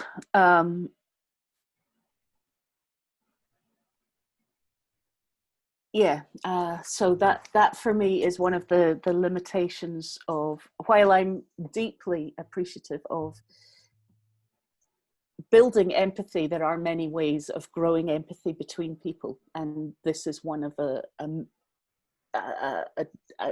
vast toolbox that can be very helpful and has its limitations. So you're saying there's a variety of tools in the toolbox for creating empathy, and this is one, and it has its limitations. And one of those also is that it asks the two parties within a conflict to be in the same space, to take up the same space together. And for me, there are times when that is not okay. So you see, another problem is that people who are in conflict, that they need to be together in the same space, and you don't feel that that's okay, that people have to be together. But that's sort of like a requirement. I think there are circumstances where that's not. It's not only not necessary; it can be harmful. Yeah, it can be kind of harmful, probably like people in trauma or something, if they have to come into a circle with people who might be seen as perpetrators, that would be sort of a harmful. So you have maybe concern for those people. Yeah. So for me, I was uncomfortable, discomforted by your earlier unfolding of your understanding of the fourth demand kind of discourse going on between XR US and XR America. Yeah, so when I kind of explained my understanding of the conflict between XR US and XR America, that you felt uncomfortable by that, by my understanding of it. What made me uncomfortable? Oh, sorry. Mm-hmm. What made me uncomfortable was that your understanding was clearly kind of framed by you having only talked to one side of the story. Yeah, so you feel that I've only talked to one side of the story, so that kind of affected my framing of it, and you felt maybe that wasn't fair or kind of the full picture. And kind of.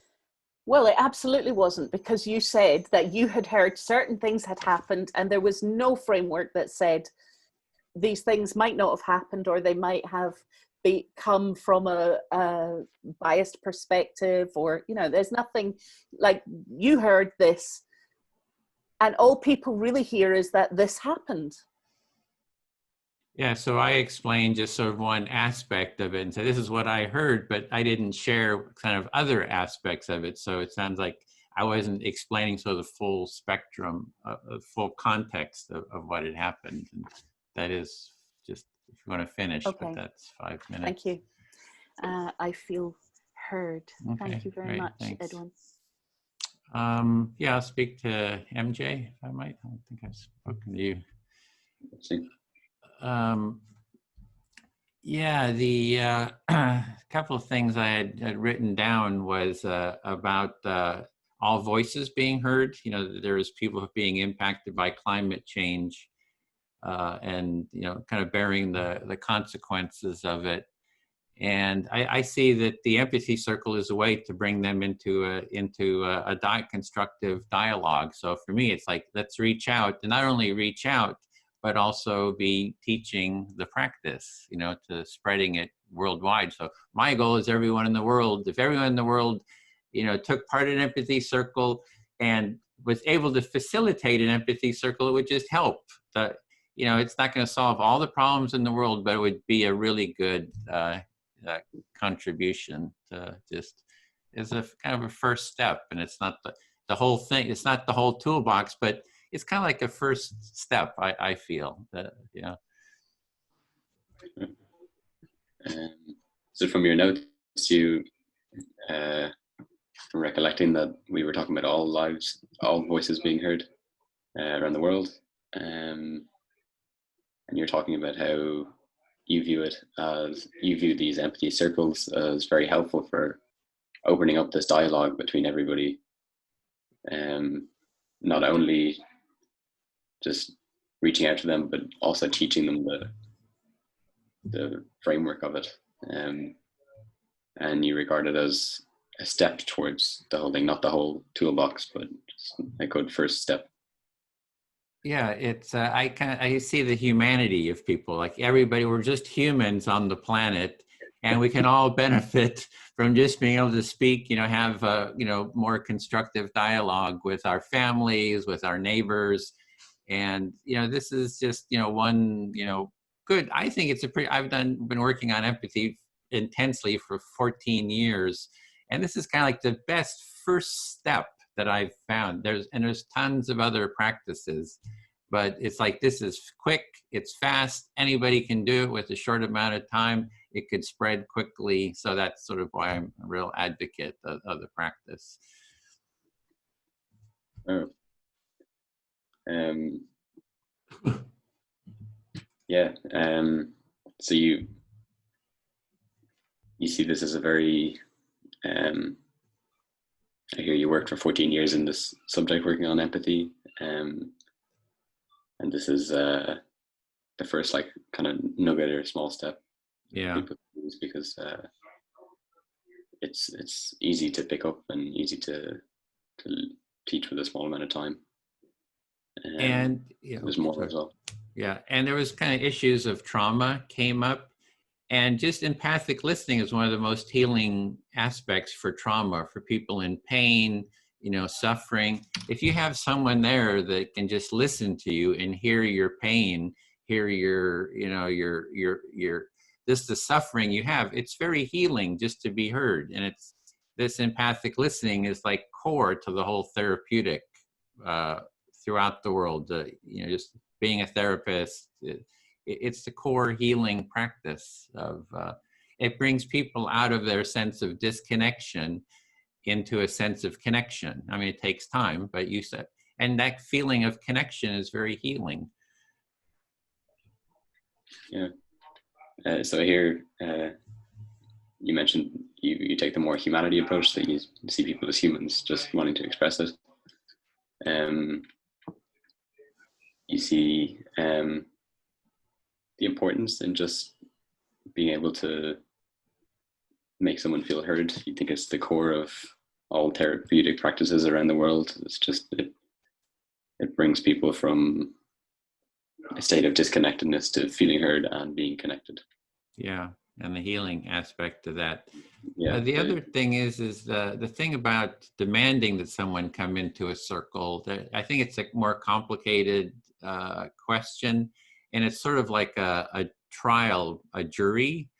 That, I mean, a trial that people are compelled to come into something. There is a state compelling people to come into a trial. So even if someone's been raped, they have to face their accuser. And so there is sort of that aspect of an empathy circle could be kind of in that area, but I could see it culturally, people being compelled in some way, but there would be a lot of preparatory, steps, people to be heard. And so it's more complicated, and I'm out of time. So I feel like, it's a big issue, and it could be a whole circle in itself, kind of talking about the nuances of that. So yeah, out of time. You commented on how it's not really something you can be like demanded to participate in, but it's kind of the culture behind it is that it's compelling for people to participate with it. You mentioned it could be applied to even the likes of court cases where people, if they experience trauma, they might be able to share it in a much more human method. Yeah.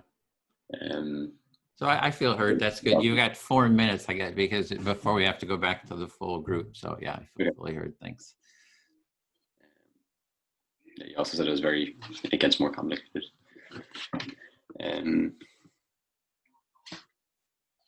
Yeah.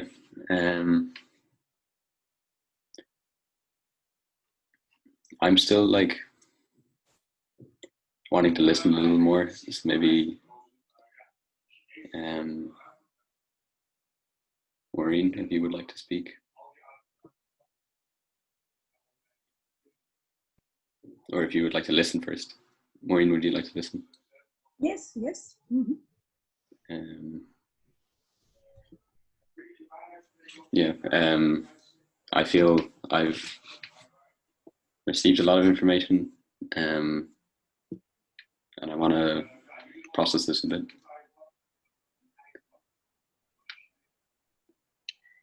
Yeah, so yeah, you feel you have received a lot of information and you'd like to process it now. Yeah.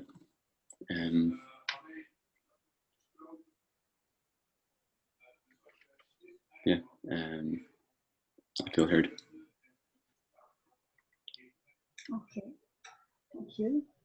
There's not going to be enough time for another round, so maybe we can if anybody wants to say anything for like a couple minutes, we can just kind of open it to gratitude. I thank you everyone for taking part in this. April, we got more stuff I think to discuss there too, so we'd like to continue. It's maybe next week. So. Yeah, amazing. I really like the openness of this as well. Yeah, my gratitude is very specifically for those of you for whom English is not a first language.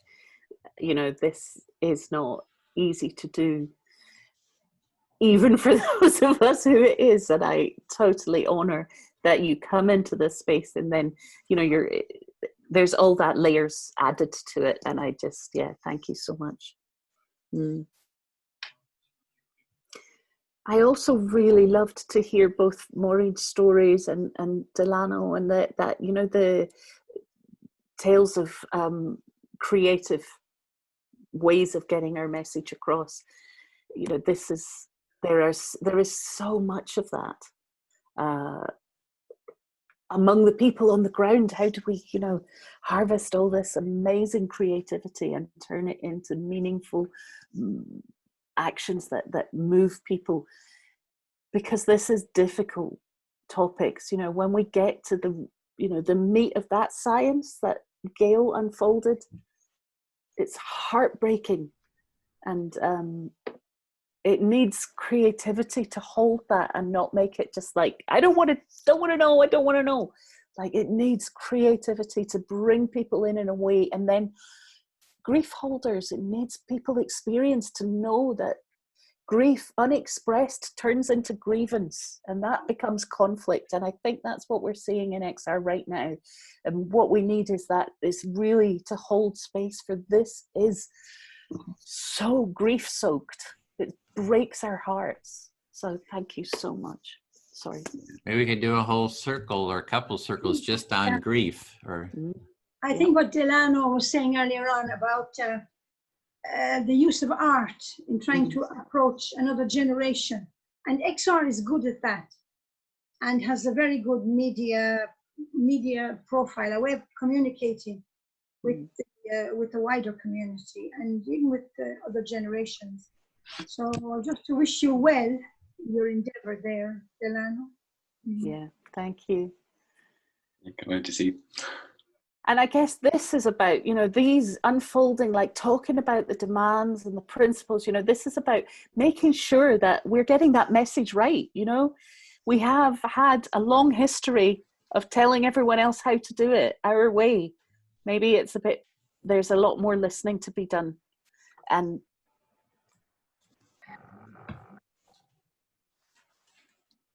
okay, welcome back, everyone. I think, is everybody here? Yeah, looks like we are all here. So we want to go around and just share a little bit about how that experience was. So just any kind of insights that you had. You can share what you liked about the empathy circle or just anything, and we'll do like maybe 1 minute turns. Bill, would you be willing to call on people to Sure, absolutely. Okay, great, thanks. Okay, well, I'll go around my screen and I see James up in the upper left-hand corner. James, would you share, please? Thanks.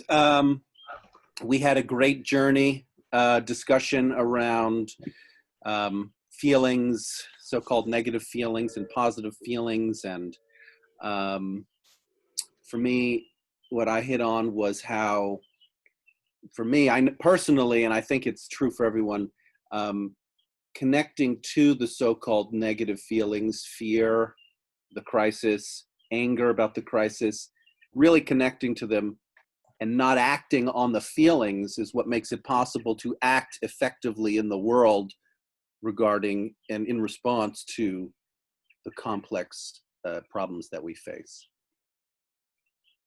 Great, thank you, James. Sarah? This was just an incredible, honest conversation where people were tapping into their deep truth and the need to be heard and the need. I don't really have words to really convey, but it was just an incredible conversation. Great, thank you, Sarah. MJ? Yeah, that was learned a lot quite again. I really appreciate being able to share with people who, and listen to people too. Yeah, and I think I feel convinced to do a facilitator training as well. So I might do that soon. Thanks so much, MJ. Omer? We really went on a journey through many different emotions, and yeah, nothing like, it's not possible to describe this in words really. It goes it has an effect that cannot be really described in words. It's very Thanks. I'm sorry. No, finish up, please. No, I really cannot describe it, but I'm very grateful. Great. Well, thanks for coming here. Delano. Yes, so it was my first time, and I really loved it. It was, yeah, I'm not native English speaker, so at some point it was quite difficult to get the layers on each other. But yeah, I'm grateful as well, and also because in my local group there's a lot of students, and now there was like there was quite some experience in the room, so it was very nice to listen and not just to speak. Yeah, listening really is super important. Thank you. That's great. Prab? Yes, I think we were quite a diverse group, and yet we found a lot of common ground here. So it gives me a sense of community, of connection. That's what I'm taking out of this this group today.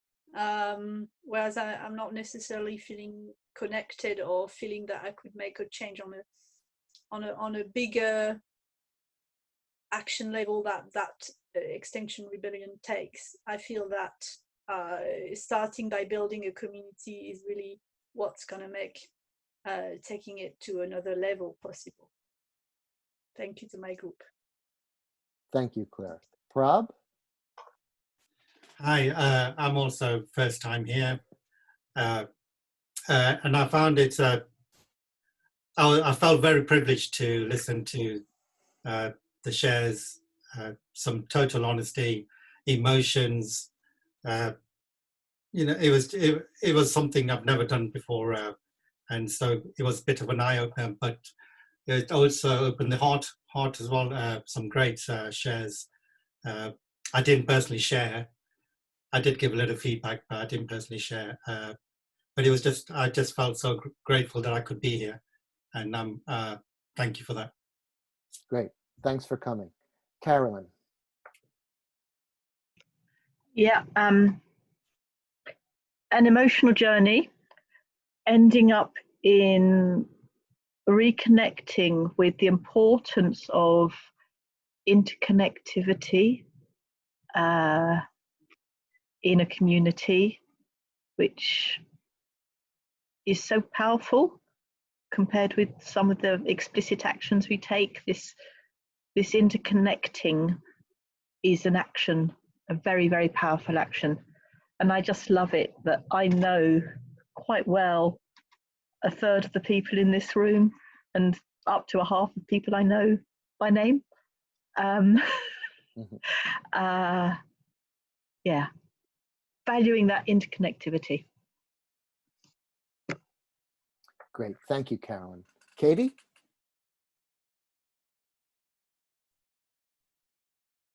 Yeah, I know the subject was act now, but we kind of diverted a little bit from that.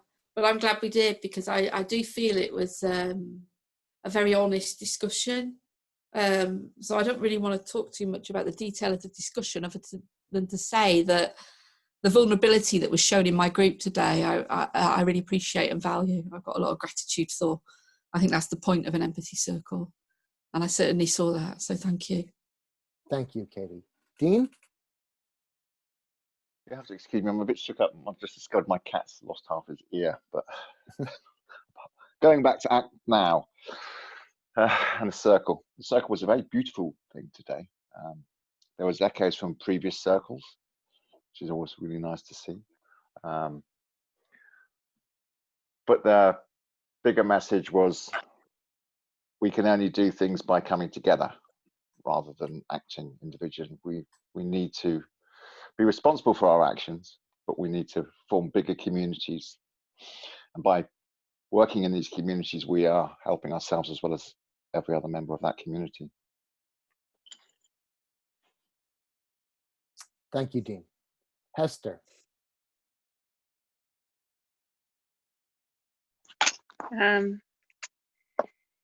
Yeah, I felt like we went on quite a journey in our group, and then it's nice to hear that other groups had quite an emotional journey as well.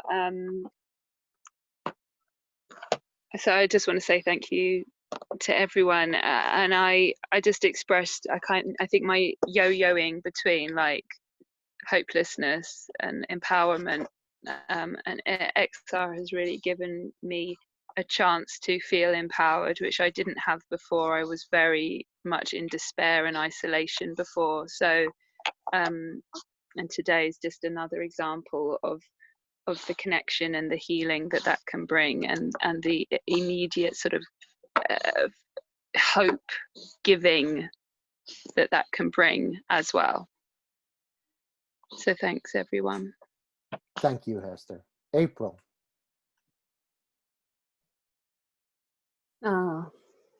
Yeah.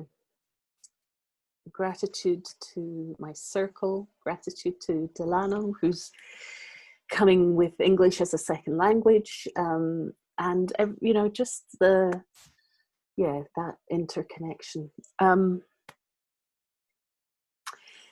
Talking about the demands is getting me really present to the fact that these demands need a rework. You know, they grew in a different time. Everything has changed since COVID. Everything has changed, you know, and take the short version, you know, tell the truth, you know, but make sure the truth includes all the truth, not just a little bit. Act now. You know, we need to look at actions that we can take locally with impact that prevents destruction of what it is that will help us survive, while looking at a longer picture of looking at a farther away picture, or actually listening to the farther away voices of the people suffering at the pointed edge of climate chaos right now. Climate chaos, I might add, you know, that is part of the consequences of racism and the lack of social justice in the world. These are utterly interrelated, and to pretend that they're not is actually a dereliction of duty, and I'm not able to stand by any longer, you know, with my name to a, you know, standing up for demands that I have learned through my engagement with XR don't value a global picture of life. You know, it's all about me and my home. And I'm sorry, you know, that if we're out for a paradigm shift, then there is much more than, you know, this, our little picture of home. We've really got to step into the bigger picture and listen to those who are suffering at the sharp end of this. Thank you. Thank you, April. Maureen?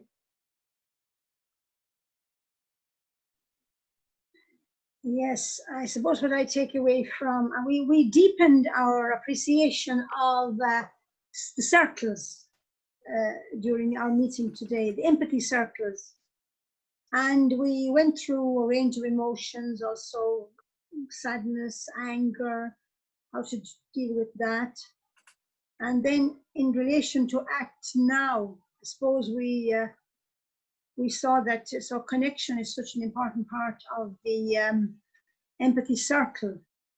And then our actions, how they impact on the global level. Yes, what we do here affects others there. How does what I do here affect others there at the other end of the globe? Yeah, that's what I got from it. Thanks to everybody. It was good. Thank you, Maureen. Let's see. All right, and Edwin. Great. Yeah, so what I kind of took away was how this topic of the demands really opens up a lot of energy, and how there's this, seems to be this looking at how the demands could be sort of reimagined, redesigned, and you know, how do you actually go about doing that? And I think the empathy circle that we're doing is one way to have all the voices be heard and to actually spread it. So I heard about, you know, the people being impacted by climate change. Well, we can spread it to all parts of the world. It was sort of where I was coming from. Yeah, there was a lot of things came up, a lot of loose ends, and I'm looking forward to continuing the dialogue, because just, you know, it takes a lot of time to talk about these issues and work through them and come to some kind of mutual understanding. So I could have used another hour or two at least, if not more, to kind of explore some of these topics more. Yeah, April is smiling. Mm-hmm. Yes, April, you and I have something to talk about. Mm-hmm. so that's it. Yeah, thanks, Bill. Thanks. Sure, and I'll just quickly reflect. I was very touched by the sharing of everybody in my group.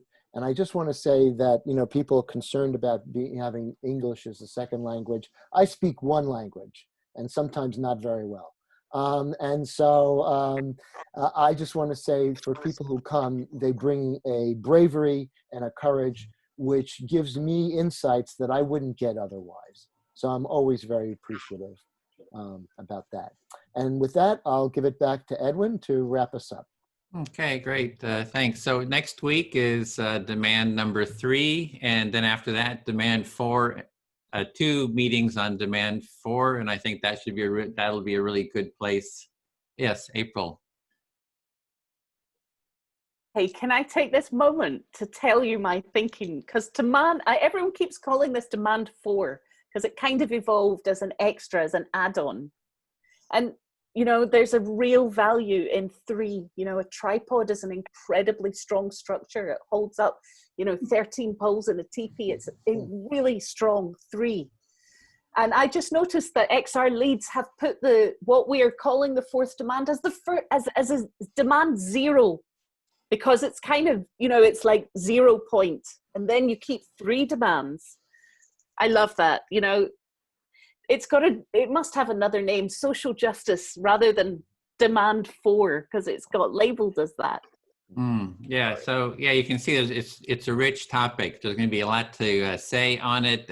I've been framing it as the 4th demands, because I know there's actually multiple demands. So it's just a space to talk about ideas for other demands, be it demand 0, demand 4, or whatever. So it'll be just I think a good space. So invite your friends to that, especially if they're in conflict, right? Say, hey, here's a space to talk about it constructively. I'm going to put a link to our upcoming, well, that's to our the document, if you want to put your name and contact info. And at the top, I put a link to upcoming empathy cafes. So there's a list of all the different cafes that are coming up. Next Friday, we have an empathy cafe on the values of a culture of empathy. Then we have a facilitator support group. If you're going to become a facilitator, there'll be a link to how to take part in the facilitator training. So we do that. We're having ongoing facilitator trainings, and that's it. Yeah, and I think that's it for sort of next steps. So thank you, everyone. Feel very grateful for all of you taking part, and thanks to Gail and April for presenting today too. So see you next time. And thank you. Bye. Thank you. Bye. Bye. Everyone. Thank you, guys. Nice to see you again. Bye-bye. Okay.